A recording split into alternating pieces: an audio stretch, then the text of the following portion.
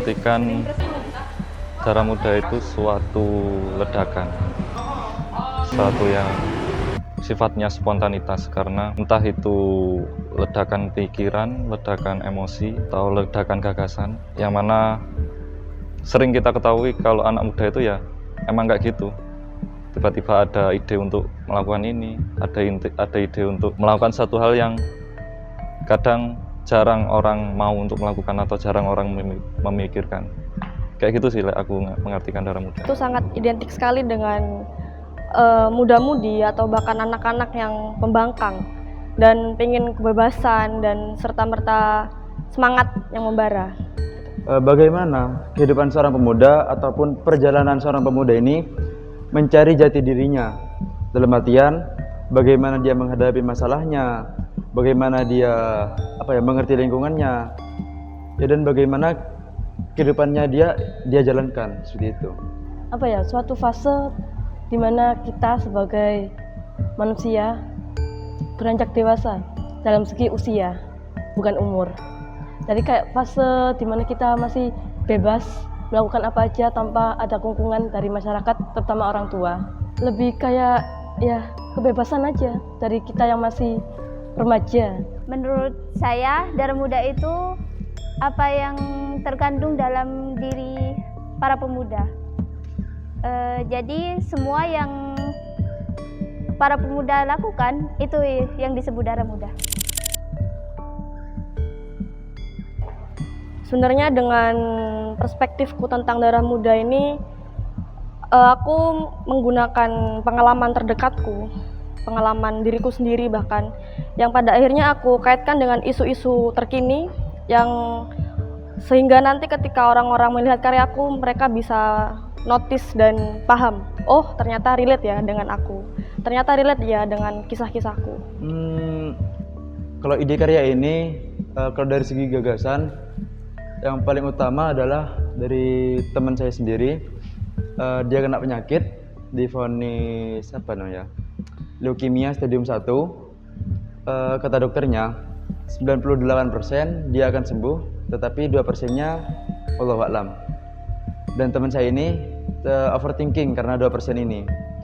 Jadi yang saya tangkap, ketika dia masih overthinking, dia masih belum bisa menyelaraskan 3 sumber dari sebuah masalah, yaitu diri sendiri, lingkungan keluarga, dan lingkungan pertemanan. Jadi ketika kita semua belum bisa menyelaraskan ketiga sumber ini, maka ketika kita menghadapi masalah, kita hanya bisa melihat sisi negatifnya. Akan tetapi, ketika kita sudah bisa menyelaraskan ketiga sumber masalah ini, maka ketika sebesar apapun masalahnya, sebanyak apapun masalahnya, yang kita lihat adalah sisi positifnya. Begitu pula dengan teman saya. Setelah berjalan waktu, dia sudah bisa hidup kembali normal. Maksudnya dia seperti dulu lagi, tidak lagi overthinking tentang 2%, tidak lagi banyak pikiran lagi.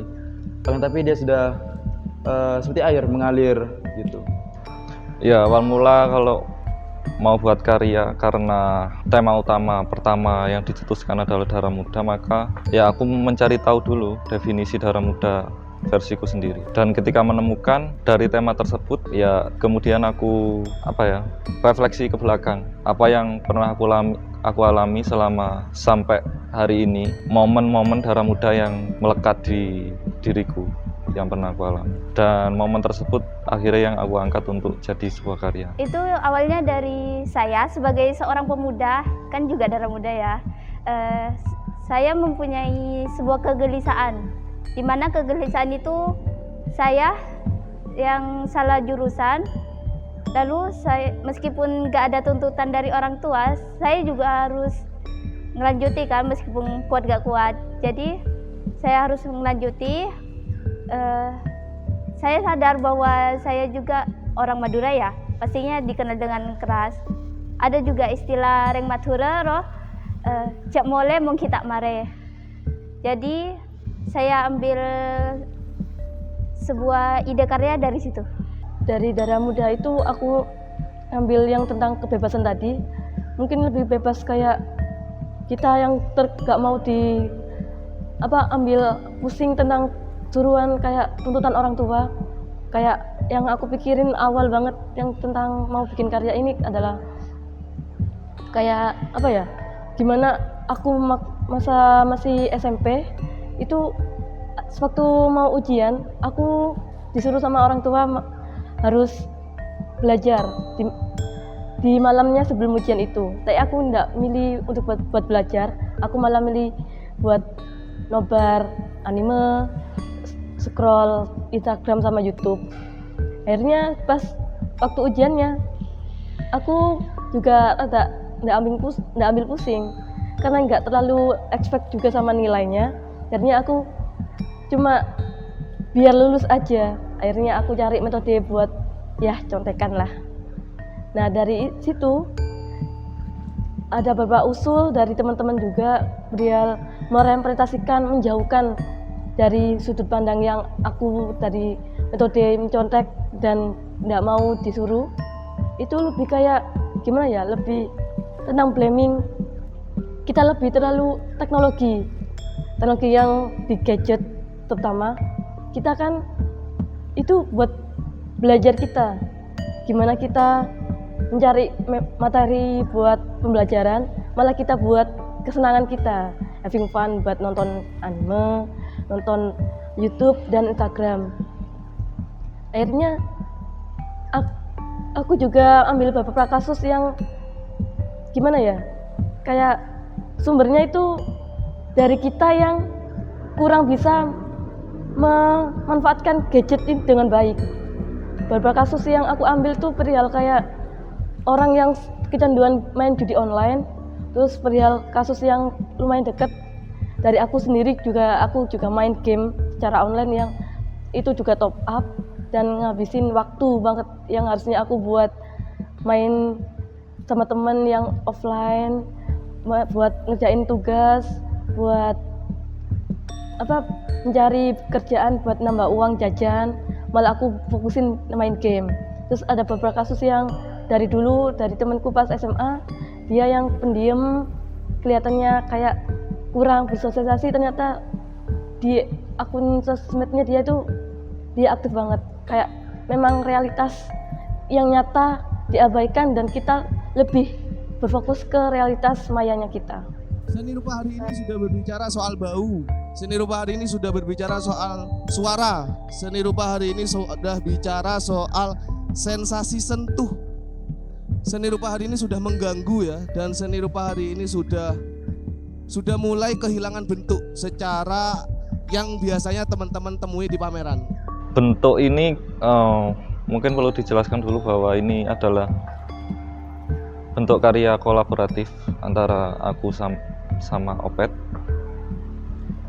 di mana gagasannya emang hampir mirip, sama-sama membicarakan soal rutinitas. Rutinitas versiku adalah sebuah penjara.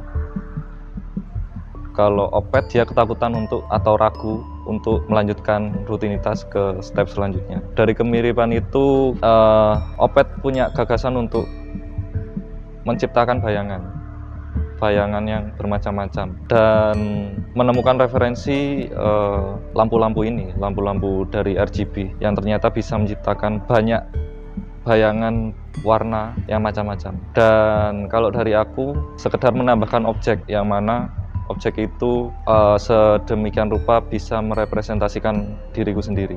Nah, ketika diriku digabungkan sama idenya Opet untuk menghadirkan berbagai macam warna bayangan, itulah yang nantinya bakal menciptakan makna baru dari karya ini.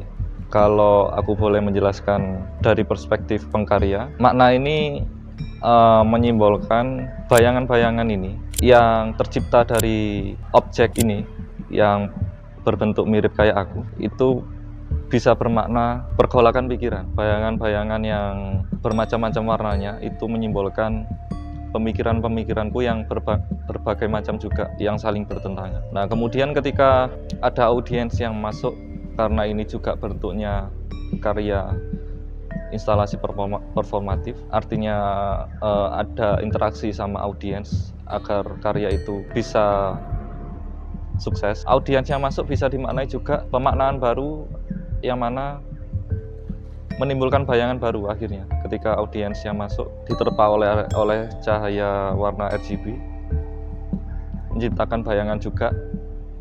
Akhirnya kalau dari pembacaan pengkarya, bayangan-bayangan dari audiens ini menciptakan makna baru yang mana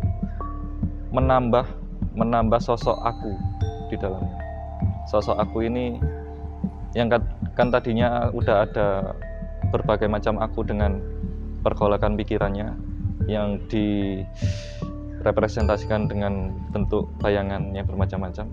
Ketika ditambahi oleh bayangan audiens itu juga bisa merepresentasikan aku yang bermunculan pemikiran-pemikiran baru. Seperti itu sih.